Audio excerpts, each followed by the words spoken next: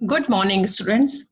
Now we will continue the chapter and learn about prime factorization and highest common factor.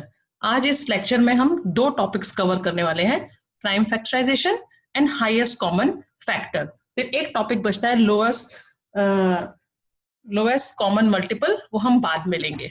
ठीक है. So first topic is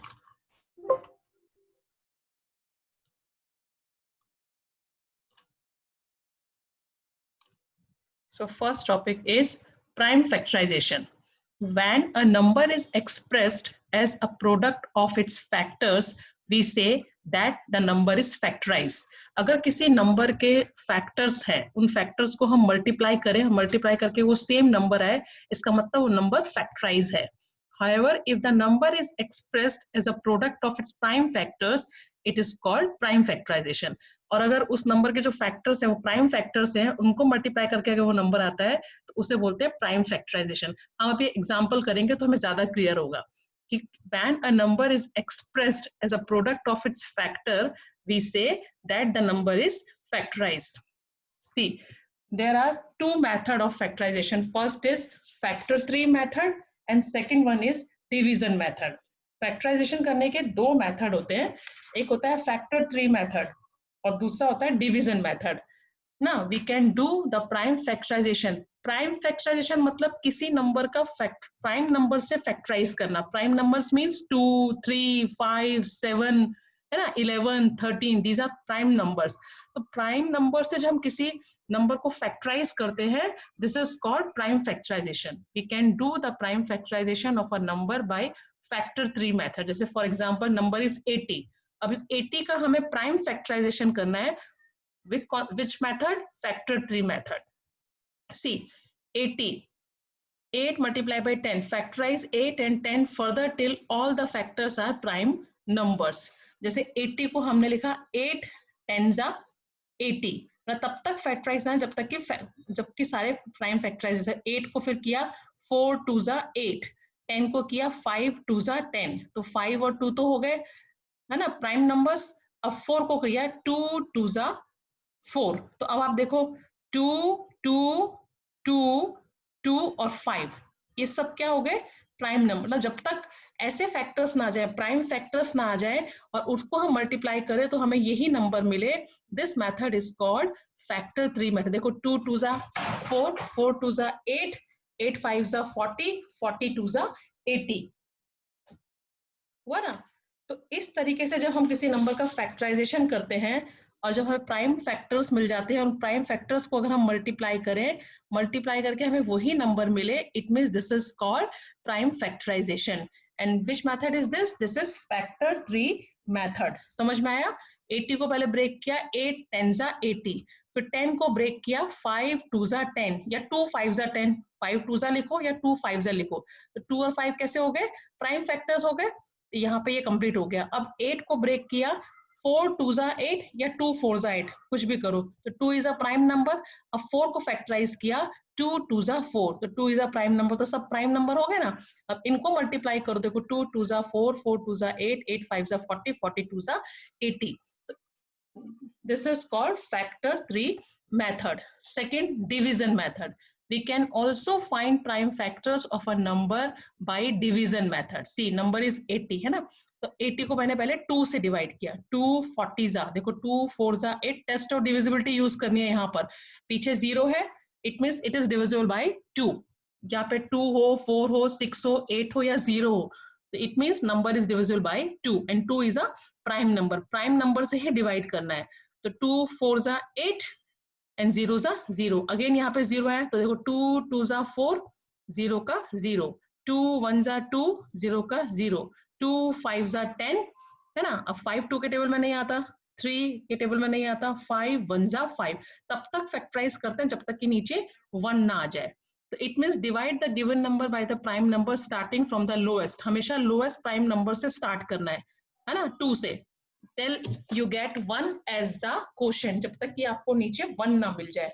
अब इसका multiply कर दो, 2 multiply by 2 multiply by 2 multiply by 2 multiply by 5, 2 2 4, 4 2 8, 8 2 16, 16 5 80, तो मिल गया वही number. इनके प्राइम फैक्टर्स को अगर हम मल्टीप्लाई करें तो प्रोडक्ट में अगर हमें वही नंबर मिलता है, it means this is called prime factorisation. तो समझ में आया, दो मेथड है, एक है फैक्टर ट्री मेथड है ना, और दूसरा इज डिवीजन मेथड। अब आता है एक्सरसाइज 3.5, बहुत इजी है ना। Which of the following statements are true? If a number is divisible by 3 it must be divisible by 9। अगर कोई नंबर 3 से डिविजिबल है तो उसे 9 से भी डिविजिबल होना पड़ेगा। क्या ये स्टेटमेंट सही है, ट्रू है कि फॉल्स? फॉल्स, जरूरी नहीं है। A number which is divisible by 3 may not be divisible by 9. For example, 15 है ना, एक एग्जाम्पल है 15। 15 is divisible by 3 but it is not divisible by 9। दोनों का डिविजिबिलिटी टेस्ट सेम होता है, 3 का भी कि नंबर में जितने डिजिट है उन्हें प्लस करो, प्लस करके जो आंसर है, if it is divisible by 3 number is divisible by 3। Same thing is in 9 कि जितने भी डिजिट है उनको प्लस करो, प्लस करके जो आंसर आता है, if it is divisible by 9 number is divisible by 9। पर इट इज नॉट इम्पॉर्टेंट कि अगर नंबर 3 से डिविजिबल है तो वो 9 से भी डिविजिबल होगा, ये जरूरी नहीं है। It means this statement is false. समझ में आया क्यों? बताया ना मैंने, क्योंकि जैसे 15 है, 15 is divisible by 3 but it is not divisible by 9। Second, if a number is divisible by 9 it must be divisible by 3। जो नंबर 9 से डिविजिबल होता है वो नंबर 3 से भी डिविजिबल होगा ही होगा। ये ट्रू है, ये सही है कि जो नंबर 9 से डिविजिबल होता है वो 3 से होगा ही होगा। आप 9 के टेबल में देखो, 9 1 जा 9, 9 2 जा 18, 18 3 से डिविजिबल है, 9 3 जा 27, 27 3 से डिविजिबल है ना। A number divisible by 9 is divisible bye all the factors of 9। जो नंबर 9 से डिविजिबल होगा उसके 9 के जितने भी फैक्टर्स होंगे उनसे भी डिविजिबल होगा, और 3 इज अ फैक्टर ऑफ 9 ना, है ना। इसलिए जो नंबर 9 से डिविजिबल होगा वो नंबर 3 से भी डिविजिबल होगा, इसलिए statement true. A number is divisible bye 18 if it is divisible by both 3 and 6, है ना। ये बोल रहे हैं कि नंबर जो है वो 18 से डिविजिबल होगा अगर वो 3 और 6 दोनों से डिविजिबल होता है। नहीं, फॉल्स। क्यों फॉल्स? क्यों? क्योंकि जैसे एक नंबर है 12, number is 12, 12 is divisible by 3, 3 4s are 12, 6 2s are 12, but it is not divisible by 18। पर वो 18 से डिविजिबल नहीं है ना। एग्जाम्पल दिया मैंने आपको, समझ में आया ना क्यों? क्योंकि वो 3 और 6 दोनों से डिविजिबल है 12, लेकिन 18 से नहीं है, तो इसका मतलब ये स्टेटमेंट फॉल्स है। स्टेटमेंट में क्या लिखा है? अ number is divisible bye 18 if it is divisible by both 3 and 6, कि वो नंबर 18 से डिविजिबल होगा जो 3 और 6 दोनों से होता है। तो 12 3 और 6 दोनों से होता है पर 18 से नहीं होता है, तो statement is false. If a number is divisible by 9 and 10 both, then it must be divisible by 90। कि नंबर जो है 9 और 10 दोनों से डिविजिबल हो तो वो 90 से डिविजिबल होगा। दिस स्टेटमेंट इज ट्रू, ये स्टेटमेंट सही है। कैसे? 9 and 10 आर को प्राइम नंबर, 9 और 10 को प्राइम। को प्राइम मैंने क्या बताया था? जिसमें खाली वन ही कॉमन फैक्टर होता है। दीज नंबर्स आर कॉल्ड को प्राइम। सो 9 and 10 आर को प्राइम। और मैंने क्या बताया था? उनका जो मल्टीप्लाई करके आंसर आता है वो इन दोनों से डिविजिबल होगा। तो 9 10s आर 90, है ना। तो then the number is also divisible by their product 90। मतलब जो नंबर, तो 9 and 10 are co-prime numbers. So if a number is divisible by 9 and 10, then the number is also divisible by their product. Or 90 is a product of 9 and 10 ना, 9 10s are 90. It means this statement is true। समझ में आया क्यों? क्योंकि 9 और 10 जो है वो को-प्राइम नंबर है। को-प्राइम मतलब इनमें खाली वन ही कॉमन फैक्टर है। तो ऐसे नंबर जिनका कि वन ही कॉमन फैक्टर होता है, को-प्राइम नंबर होते हैं, अगर उनको मल्टीप्लाई करके जो प्रोडक्ट आता है तो ये दोनों जिससे डिविजिबल होंगे वो नंबर भी उससे डिविजिबल होगा। If two numbers are co-primes, at least one of them must be prime। ये क्या बोल रहे हैं कि अगर दो नंबर को प्राइम है उसमें से एक नंबर जो है वो प्राइम होना चाहिए। Statement is false. Statement is false. क्यों? क्योंकि दोनों ही प्राइम होने चाहिए, उसमें दोनों ही प्राइम होंगे।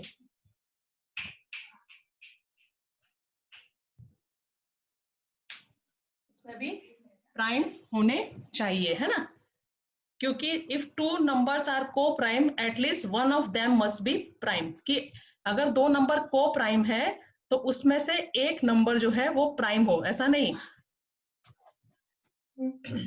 15 and 16 are co-prime numbers but none of them is a prime, तो ऐसा नहीं है। देखो एक एग्जांपल है 15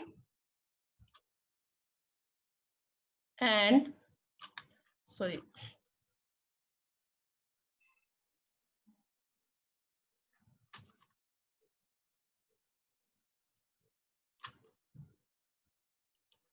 15 and 16 both are composite number but both are co-prime number। क्यों? क्योंकि दोनों में एक ही कॉमन फैक्टर है, तो दैट इज वाई जरूरी नहीं है कि उसमें से एक प्राइम होना ही होना चाहिए, ऐसा जरूरी नहीं है। देखो दोनों ही कंपोजिट नंबर है but they are coprime, लेकिन कैसे है वो को प्राइम है, it means this statement is false. F, all numbers which are divisible by 4 must also be divisible by 8। सारे नंबर जो 4 से डिविजिबल होते हैं वो 8 से भी डिविजिबल होंगे, नहीं कोई जरूरी थोड़ी है, कैसे पॉसिबल है। देखो 12 8 से डिविजिबल है, सॉरी 4 से डिविजिबल है, पर क्या 8 से डिविजिबल है? नहीं, 4 3 12, पर 8 के टेबल में तो 12 नहीं आता, तो स्टेटमेंट इज, ऐसे आपको एग्जांपल सोच के स्टेटमेंट लिखना है, तो ये this statement is false. All numbers which are divisible by 8 must also be divisible by 4, ये ट्रू है। देखो एक ट्रिक है इसमें, देखो याद रखना, जैसे 3 और 9 था, छोटा नंबर से जो डिविजिबल है बड़े नंबर से जरूरी नहीं है, लेकिन बड़े नंबर से जो डिविजिबल है उससे छोटा नंबर से डिविजिबल पॉसिबिलिटी है। ऐसे यहाँ पर है, 4 से जो नंबर डिविजिबल है जरूरी नहीं है कि वो 8 से हो, लेकिन 8 से जितने नंबर डिविजिबल होते हैं वो 4 से हो सकते हैं, ऐसे करके लर्न कर लेना, ठीक है। H, if a number exactly divides two numbers separately it must exactly divide their sum। क्या मतलब हुआ इसका? स्टेटमेंट ट्रू है ये। If a number exactly divides two numbers separately, जैसे एक नंबर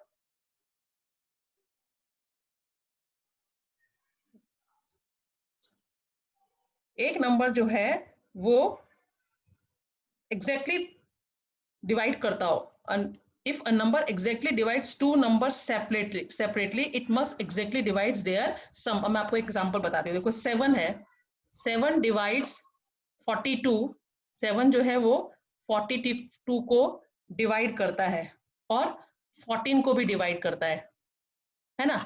7 जो है 42 को भी पूरा पूरा डिवाइड करता है और 14 को भी डिवाइड करता है। तो अब इन दोनों का अगर मैं प्लस करूं तो कितना आता है? 4 + 2 6 एंड 4 + 1 5, 56। तो 56 जो आता है वो it is also divisible by 7, वो 7 से भी डिविजिबल होगा, होगा कि नहीं होगा? इसलिए स्टेटमेंट ट्रू है। समझ में आया? नहीं आया, मुझे मालूम है। एक नंबर जो है वो दो अलग अलग नंबर को डिवाइड करता है पूरा पूरा, जैसे एक 7 एक नंबर मैंने लिया है ना, और दो नंबर लिए, एक 42 लिया और एक 14 लिया। अब ये 7 जो है वो दोनों को पूरा पूरा डिवाइड करता है, देखो 7 6 42 और 7 2 14, तो पूरा पूरा डिवाइड कर रहा है। तो इन दोनों नंबर को अगर मैं प्लस करूं, प्लस करके जो आंसर आएगा वो भी इस नंबर से डिविजिबल होगा, इसलिए statement true. If a number exactly divides the sum of two numbers, it must exactly divide the two numbers separately। अब एक नंबर जो है दो नंबर के सम को exactly डिवाइड करता है तो वो डिवाइड टू नंबर्स को भी अलग अलग सेपरेटली डिवाइड करेगा, ये फॉल्स है। ये देखो ये इस स्टेटमेंट का एकदम रिवर्स है। जैसे 10 मैंने एक नंबर लिया, ये दो नंबर के सम को, जैसे दो नंबर मैंने लिए 7 + 3 17 + 3, ये दो नंबर को मैंने किया तो इसका आंसर क्या आएगा? 20 की आ गया। तो बट 10 डज नॉट डिवाइड्स, पर इनके सम को तो वो डिवाइड कर रहा है। एक नंबर मैंने लिया 10, वो क्वेश्चन इज दो नंबर के सम को डिवाइड करता है तो वो इन दो को भी डिवाइड करेगा। If a number exactly divide the sum of two numbers, एक नंबर अगर दो नंबर के सम को एग्जैक्टली डिवाइड करता है तो वो उन दोनों को भी सेपरेटली डिवाइड करेगा। तो कहाँ डिवाइड होता है? क्या 10, 17 और 3 से डिवाइड होता है? नहीं, लेकिन इन दोनों को प्लस करके जो आंसर आया 20, उसको एग्जैक्टली डिवाइड करता है। समझ में आया question? If a number exactly divides the sum of two numbers, अगर एक नंबर दो नंबर के सम को एग्जैक्टली डिवाइड करता है तो वो नंबर उन दो नंबर को भी डिवाइड करेगा। पर कहाँ डिवाइड कर रहा है? देखो 17 प्लस 3 20 होता है, 20 को डिवाइड कर रहा है, लेकिन क्या 17 को डिवाइड कर रहा है? 3 को डिवाइड कर रहा है। That is why this statement is false. समझ में आया? चलो अभी नेक्स्ट क्वेश्चन पे पहुंचेंगे।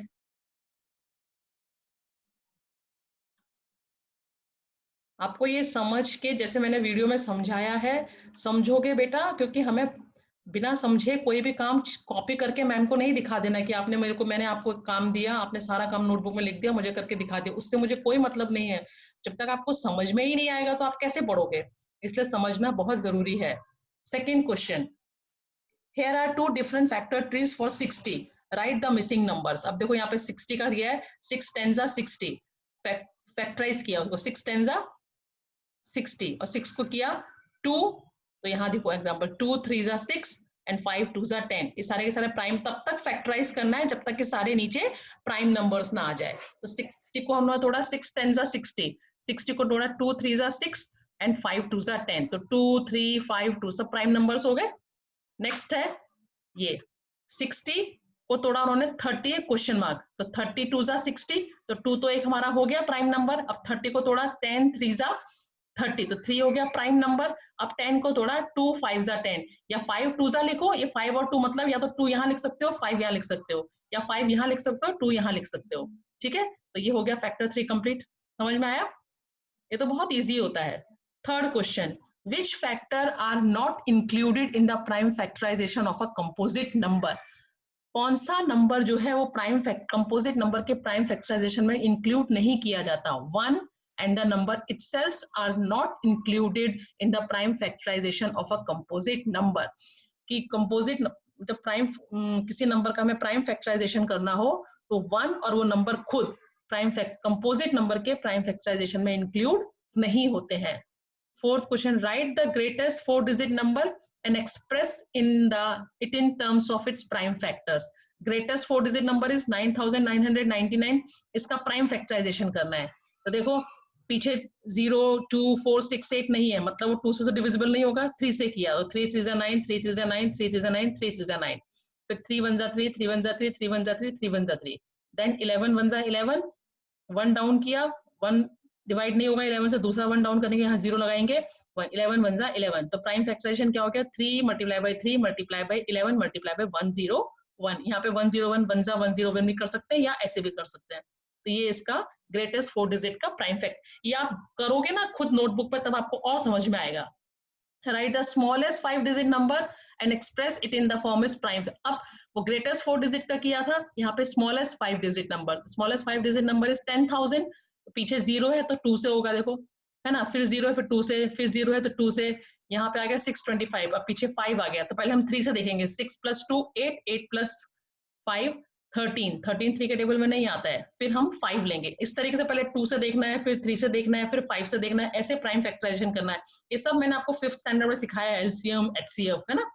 सो 5 1 5, 1 रिमेनिंग 12, 5 2 10, 2 रिमेनिंग 25, 5 5 25। तो इसका फैक्टराइज तब तक किया जब तक कि नीचे 1 नहीं आ गया, तो ये इसका प्राइम फैक्टराइजेशन हो गया 10,000 का। ठीक है, now find all the prime factor of 1729 and arrange them in ascending order। Now state the relation, if any, between the two consecutive prime numbers। ये नंबर दिया है, इसका प्राइम फैक्टराइजेशन करना है। तो पीछे 9 है देखो, तो 2 से तो होगा नहीं, है ना। फिर 7 + 1 8, 8 + 2 10, 10 + 9 19, 3 के टेबल में नहीं आता तो 3 से भी नहीं होगा। पीछे 0 और 5 होना चाहिए तो 5 से होगा, वो भी नहीं है। फिर आया 7, 7 से हुआ, 7 2 14, है ना, 7 2 14, 15 16 7 3 बचा, 32 हो गया, 7 4 28, 28 29 30 31 34 बचा, 7 7 49, फिर 13 फिर 19, ये इसका प्राइम फैक्टराइजेशन हो गया। ठीक है, 7 × 13 × 19। अब वो पूछ रहे हैं कि कुछ इसमें रिलेशन है टू कॉन्जिक्यूटिव प्राइम नंबर्स में, तो कॉन्जिक्यूटिव हेयर 13 माइनस कॉन्जिक्यूटिव मतलब जो लगातार आए हुए हैं, तो 13 माइनस 7 किया तो भी आंसर क्या आया 6, 19 माइनस 13 किया तो भी आंसर क्या आया 6। तो we see that the difference between two consecutive prime numbers is 6। Consecutive मतलब जो लगातार दो प्राइम नंबर आ रहे हैं। तो क्वेश्चन था कि इसको प्राइम फैक्टराइज करो, प्राइम फैक्टराइजेशन करके जो आंसर आया है उसमें क्या रिलेशन बन रहा है। तो हमने देखा पहले दो लगातार जो लिए 13 माइनस 7 तो भी 6 आया, और 19 माइनस 13 किया तो भी आंसर 6 आया। This is the relation between this prime factorisation. The product of three consecutive number is always divisible by 6. Verify this statement with the help of some example. ये बोल रहे तीन लगातार जो consecutive नंबर को अगर हम मल्टीप्लाई करें वो हमेशा 6 से डिविजिबल होगा। कोई भी तीन नंबर ले लो, या आप खुद से कोई भी नंबर ले सकते हो, जरूरी नहीं है जो मैंने लिए हैं आप वही लो। आप यहाँ पर तो बड़े बड़े नंबर देखो 20, 21, 22, तो 20 is divisible by 2 and 21 is divisible by 3, therefore product of this is देखो ये 2 से भी 20 जो है वो 2 से भी डिविजिबल है, और 21 3 से भी डिविजिबल है, तो इनका प्रोडक्ट 6 से डिविजिबल होगा, है ना। या आप सिंपल ये इतना बड़ा ना करके आप ऐसे भी करोगे ना, देखो 3 कॉन्जिक्यूटिव नंबर ले लो, देखो पहला 1 multiply by 2 multiply by 3, product is 6, तो 6 इज डिविजिबल बाय 6, 6 1 जा 6। फिर आप ले लो 2 मल्टीप्लाई बाय 3 मल्टीप्लाई बाय 4, तो आंसर इज 3 2 जा 6, 6 4 जा 24, 24 इज डिविजिबल बाय 6। मतलब कोई भी आप कॉन्जिक्यूटिव नंबर्स मतलब लगातार तीन नंबर, कोई भी तीन लगातार नंबर लो, उनका प्रोडक्ट जो आएगा वो 6 से डिविजिबल होता है। अब 4 5 6 ले लो या 5 6 7 ले लो, कोई भी नंबर लो, आप देखोगे उसका जो प्रोडक्ट आएगा वो हमेशा ऑलवेज 6 से डिविजिबल होगा। समझ में आया? Okay, next question is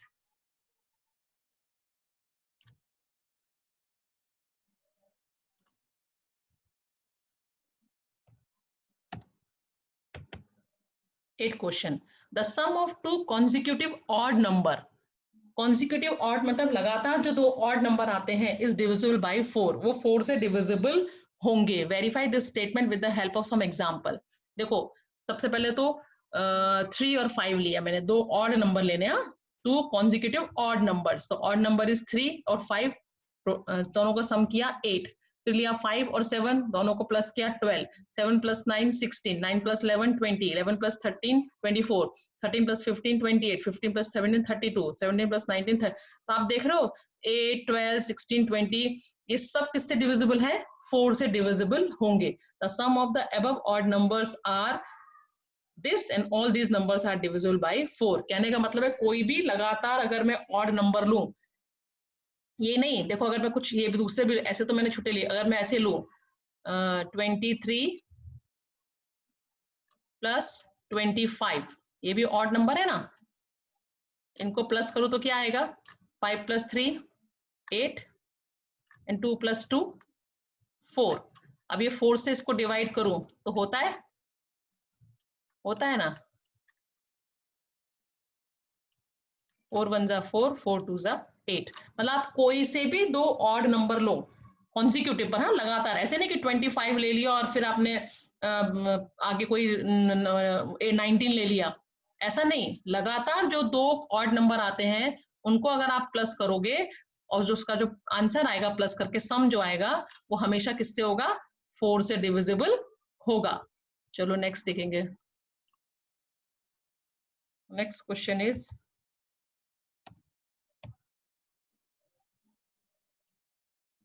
ninth question, in which of the following expression prime factorisation has been done. यहाँ पे ए बी सी चार वो दिए हुए हैं, इसमें कौन सा प्राइम फैक्टराइजेशन है? देखो प्राइम फैक्टर मतलब प्राइम नंबर ही होने चाहिए। यहाँ पे 4 is not a prime number, it is a composite number, तो ये तो होएगा ही नहीं। 7 multiply by 2 multiply by 2 multiply by 2, हाँ यहाँ पे सब प्राइम फैक्टर्स है ना, 7 is a prime number, 2 is a prime number, तो this is a prime factorization. 2 5 7 ये भी सब प्राइम नंबर है, इसका मतलब 70 इज ऑल्सो कर, this statement is also correct. 2 multiplied by 3 multiplied by 9, 9 is not a prime number, 9 is a composite number, it means this is not correct, है ना। तो it means कौन कौन सा 56 एंड 70 ये दोनों सही है, बाकी 24 और 54 वाला जो एक्सप्रेशन है वो नॉट अ प्राइम फैक्टराइजेशन, वो प्राइम फैक्टराइजेशन नहीं है। 10th, if this number is divisible bye 45, क्या ये नंबर 45 से डिविजिबल है? तो 45 से कौन सा नंबर डिविजिबल होगा?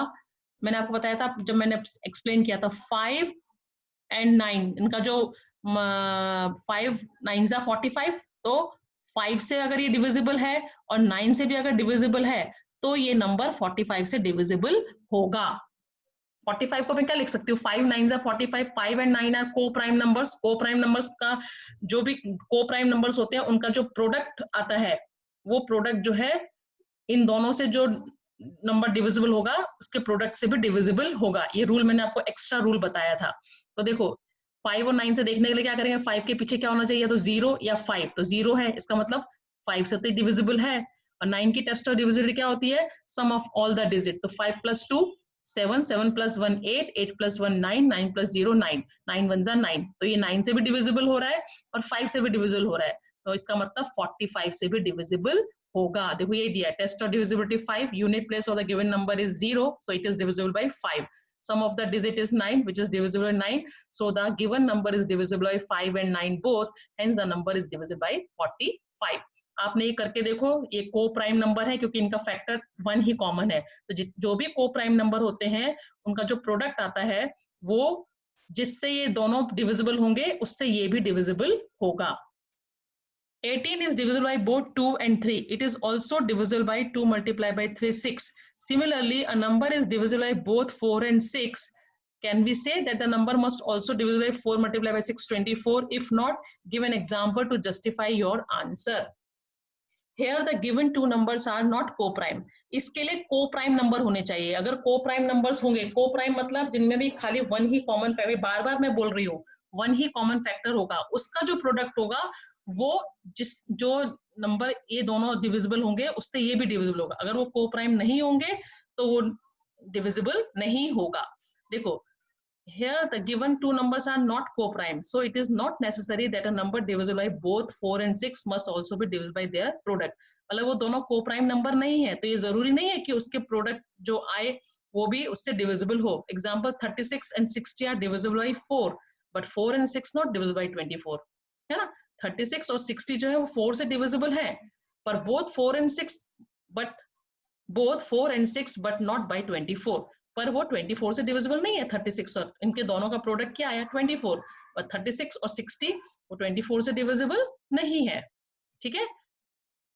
I am a smallest number having 4 different prime factors. Can you find me? मैं एक छोटा सा नंबर हूं जिसके अंदर 4 different prime factors हैं। क्या आप मुझे फाइंड कर सकते हो? We know that the smallest 4 prime numbers are 2, 3, 5 and 7. Smallest prime numbers अगर हम ढूंढे शुरू से तो 2 is the smallest prime number, उसके बाद 3, उसके बाद 5, उसके बाद 7, तो रिक्वायर्ड नंबर उन सबको मल्टीप्लाई कर दो, तो this is the smallest number जिसमें कि 4 डिफरेंट फैक्टर्स है। तो ये सारे इसके फैक्टर्स हो गए 210 के, 2 multiply by 3 multiply by 5 multiply by 7, और that is why this number is 210। ठीक है, ये एक्सरसाइज मैंने आपको एक्सप्लेन की, इसकी पीडीएफ भेजूंगी, आपको समझ के कॉपी नहीं करना है, और कोई क्वेरी होती ही नहीं है आपको, इसका मतलब समझ में आ जाता है आपको, है ना। मेरा आज लास्ट लेक्चर में मैंने बोला था कि कुछ क्वेरी है तो पूछो, कुछ क्वेरी है तो आप पूछते ही नहीं हो। अब इसको आप ढंग से समझोगे, फिर इसको आप अपनी नोटबुक में लिखोगे। नेक्स्ट आता है हाईएस्ट कॉमन फैक्टर, HCF, ये भी मैंने आपको सिखाया था। The highest common factor of 2 और more given number is the highest of their common factors. Highest common factor is also called greatest common divisor. मतलब 2 या 2 से ज्यादा नंबर दिए हो, उनके फैक्टर्स फाइंड करो, फैक्टर फाइंड करके जो हाईएस्ट फैक्टर आता है वो उसको बोलते हैं हम HCF, और HCF का दूसरा नाम GCDB, ग्रेटेस्ट कॉमन डिवाइजर भी होता है, उसको हम क्या बोलते हैं, GCDB बोलते हैं। फॉर एग्जाम्पल जैसे 3 नंबर है 12, 20, 36, तो expressing the number as product of prime factors, उनको फैक्टराइज कर लिया। 12 के फैक्टर्स हो गए 2 मल्टीप्लाई बाय 2 मल्टीप्लाई बाय 3। कैसे करते हैं, देखो बता देती हूँ मैं आपको, फिर बोलोगे मैम ने बताया ही नहीं। 12 है, 12 को फैक्टराइज किया, 12 को फैक्टराइज किया, पहले आपको ऐसे मेथड से करना है तो आपको ज्यादा इजी रहेगा। 2 6 12 and 2 3 6, then 3 1 3, तो 12 के हो गए 2 मल्टीप्लाई बाई 2 मल्टीप्लाई बाई 3। अब 20 का किया, 20 का किया, सो 2 10s are 20 and 2 5s are 10 and 5 1s are 5। तो देखो 2 मल्टीप्लाई बाई 2 मल्टीप्लाई बाई 5, अब किया 36 का, 36। तो पहले 2 से देखेंगे, पीछे 6 है तो 2 से डिविजिबल है, तो 2 1s are 2, 1 remaining, 2 8s are 16। Now 2 9s are 18, है ना। Now 3 3s are 9, now 3 1s are, आपको ऐसे फैक्टराइज करना है, उसके बाद ये फैक्टर्स लिखने हैं। अब देखो इसमें 2 कॉमन है, तीनों में 2 2 2 है, तीनों में यहाँ भी 2 2 2 है, 3 यहाँ है पर यहाँ नहीं है, और 5 यहाँ है तो यहाँ नहीं है। तो जो कॉमन होता है तो हम एक ही लेते हैं। अब जैसे ये तीनों में है तो एक 2 ले लिया, ये तीनों में है मल्टीप्लाई बाय दूसरा 2 ले लिया और उनको मल्टीप्लाई किया, 2 2s are 4। तो highest common factor of 12 20 and 36 is 4। समझ में आया, याद आया, कराया था ना मैंने ऐसे 5th में, ठीक है। सो नेक्स्ट देखेंगे मेथड 1, ये एक मेथड है, अभी दूसरा मेथड भी होता है वो देखेंगे। 4 is the highest common factor of 12 20 and 36। Factors of given numbers, देखो यहाँ पे ये है 12 के फैक्टर्स फाइंड करो, वो हमने प्राइम फैक्टराइजेशन किया था, यहाँ पे फैक्टर्स फाइंड करो, 12 के फैक्टर्स, 20 के फैक्टर्स, 36 के फैक्टर। अब इसमें आप क्या देखोगे, इसमें सबसे हाईएस्ट फैक्टर कौन सा है, देखो 1 इसमें भी है, 2 इसमें भी है, 3 इसमें भी है, 4 यहाँ है, उसके बाद कोई दूसरा फैक्टर 6 यहाँ नहीं है लेकिन यहाँ है, 12 यहाँ है, यहाँ नहीं है, यहाँ है, कोई भी फिर ऐसा फैक्टर नहीं जो तीनों में है। तो सबसे बड़ा कॉमन फैक्टर क्या हो गया, 4। इस तरीके से भी मेथड से कर सकते हैं, या प्राइम फैक्टराइजेशन करके ऐसे भी। जनरली हम लोग ये वाला मेथड यूज करते हैं, है ना। इसमें तो फिर सारे फैक्टर्स फाइंड करो, फिर देखो कौन सा हाईएस्ट कॉमन फैक्टर है, तो 4 is the highest common factor.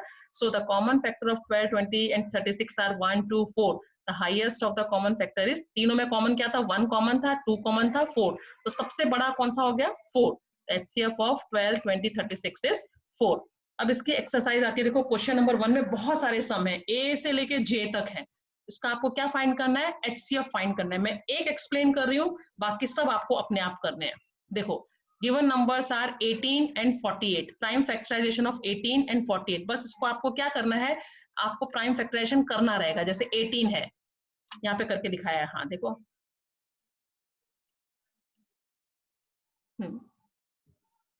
18 का 2 9s are 18, 3 3s are 9, 3 1s are 3। तो इसके 18 के हो गए 2 मल्टीप्लाई बाई 3 मल्टीप्लाई बाई 3। 48 को देखो लास्ट में 8 है, मतलब 2 से डिविजिबल है, 2 2s are 4, 2 4s are 8, 2 1s are 2, 2 2s are 4, 2 6s are 12, 2 3s are 6, 3 1s are 3। उसके लिए अब यहाँ पे देखो 2 कॉमन था, यहाँ 3 है लेकिन यहाँ 3 नहीं है, यहाँ 2 2 2 है, एक 3 है, यहाँ 3 है, तो मतलब एक 2 दोनों में है और एक 3 दोनों में है। तो कॉमन फैक्टर क्या हो गया, 2 multiply by 3 is equal to 6। HCF हो गया 6। बस इसी तरह से आपको ये सारे सम्स के जो क्वेश्चंस में दिए हुए हैं ना, बहुत सारे सम्स दिए हुए हैं, बी सी डी, सबके प्राइम फैक्टराइजेशन करने हैं। प्राइम फैक्टराइजेशन करके हाईएस्ट कॉमन फैक्टर फाइंड करना है आपको। तो आपको ये इस तरीके से अपने, देखो ये सब जो है इसमें दिए हुए हैं, जो नहीं समझ में आएगा वो इसमें से देख के आपको करना है, लेकिन करना अपने आप है। Question number 2, what is the HCF of two consecutive numbers? Even numbers, odd numbers. The common factor of two consecutive number is always 1. Hence the HCF is 1. मतलब दो consecutive numbers का HCF find करो, दो consecutive number का HCF find करो, तो क्या होता है उनका, हमेशा दो consecutive numbers are co-prime numbers। दो consecutive numbers जो होते हैं वो हमेशा co-prime होते हैं, जैसे 2 और 3 है ना, और 5 और 7। आप देखो हमेशा उसमें 1 ही कॉमन होगा, तो जिनमें 1 कॉमन होता है वो कैसे नंबर होते हैं, को प्राइम नंबर्स होते हैं, तो उनका HCF क्या होगा, हमेशा 1 होगा। What is the HCF of two consecutive even numbers?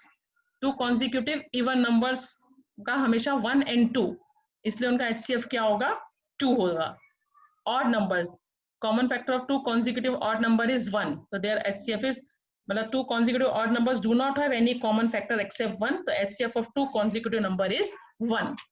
आप एग्जांपल देके देखो ना, 2 कॉन्जिक्यूटिव नंबर्स ले लो, what is the HCF of 2 consecutive numbers? तो 1 और 2 आपने 2 नंबर लिए, तो 1 का तो 1 ही फैक्टर होता है, 2 का 1 एंड 2 दोनों में कॉमन क्या हुआ? 1, है ना। 2 कॉन्जिक्यूटिव इवन नंबर्स मतलब 2 और 4 ले लो, तो 2 के फैक्टर्स 1 एंड 2, 4 के 1 2 4 दोनों में क्या कॉमन हुआ? 2 कॉमन हो गया, है ना। अनकॉमन फैक्टर 2 का ऑड नंबर ले लो, 3 और 5, तो 3 में 1 और 3, 5 के 1 और 5, तो कॉमन फैक्टर क्या हो गया? 1। समझ में आया? Next, HCF of co-prime number 4 and 15 was found as follows by factorization. मतलब 4 को factorization किया, 15 को factorization किया. Since there is no common prime numbers, so HCF of 4 and 15 is 0. ठीक है? तो is the answer correct? If not, what is the correct HCF? No, answer is not correct. Why? 0 is not the prime factor of any number. 1 is always the prime factor of co-prime number. So hence the HCF of 4 and 15 is 1. आप देखो 2 2 जा 4 नहीं कर सकते, आप क्या करोगे? 4 को पहले 1, 4 के अगर आप फैक्टर्स फाइंड करोगे तो कैसे फाइंड करोगे? 1 4 जा 4, है ना।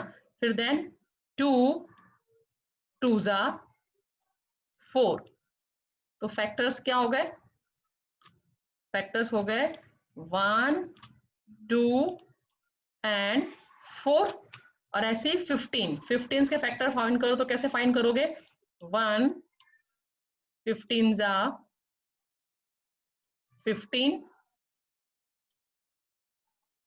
एंड 3 5 जा 15, तो इसके फैक्टर्स क्या हो गए?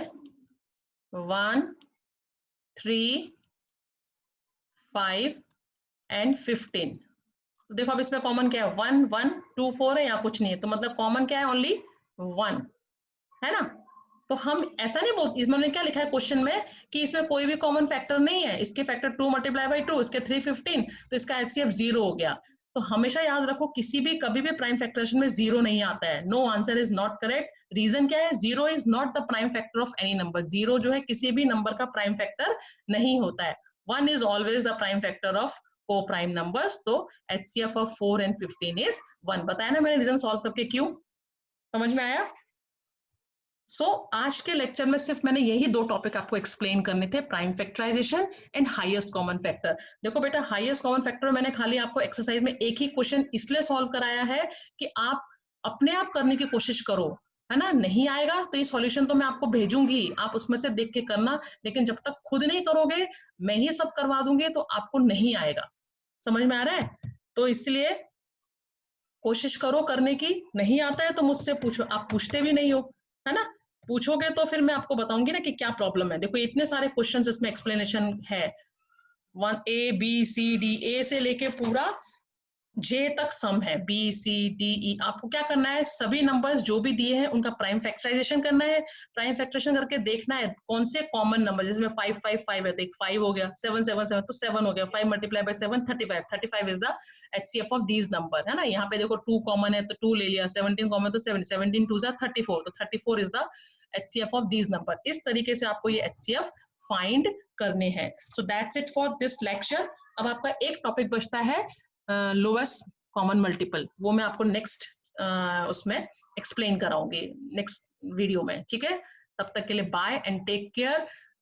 प्रैक्टिस करो, जितना प्रैक्टिस करोगे उतना आपको क्लियर होगा। मैथ्स पढ़ने से या लिखने से नहीं आता है, जब तक हम खुद सॉल्व नहीं करते तब तक हम मैथ्स नहीं कर सकते हैं। कोई भी क्वेरी है मुझसे पूछो, मैं 4 to 5 ऑनलाइन रहती हूँ।